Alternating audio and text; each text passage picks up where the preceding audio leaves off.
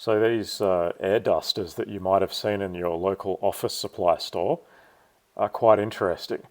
The active ingredient in this is actually a refrigerant that's basically a drop-in replacement, if not better, than R134A.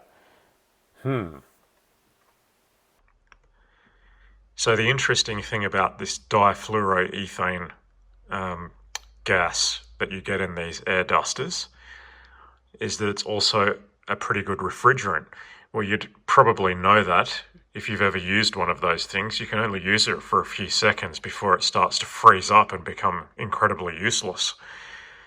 From my understanding, it's pretty much a direct drop-in replacement for R134A air conditioners. And by that, you can probably even put it in R12 systems as well.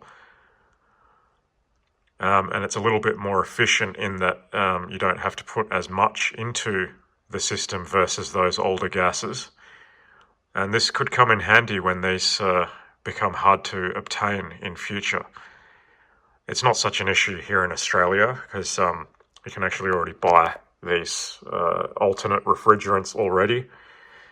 And I can't speak for the quality of the gas in those air dusters. Like, it might contain a lot of moisture. It might not actually be of the greatest quality, but if you've got an old banger and you just want your air conditioner working, well, this could be a cheap source of refrigerant. And if you're wondering how the hell do you get the refrigerant out of that can, well, there's a way. I'll show you. Well, you can get these exceptionally sketchy looking adapters that actually puncture the can through the side and give you a standard refrigeration fitting to connect your hose onto. That's how you would actually use one of these air duster cans to recharge your system. Now, I think you'd actually want to pull a vacuum on that system to get the most out of one of these cans, but this is definitely doable. Not that I'm in any way recommending this, it would just be interesting as an experiment. And I wouldn't mind actually trying it out myself if, well, I can get someone to lend me their car that doesn't mind about doing this.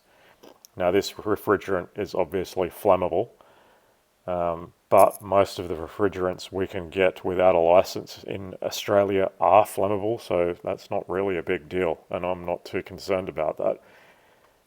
Yeah, so I'd actually be willing to try this out.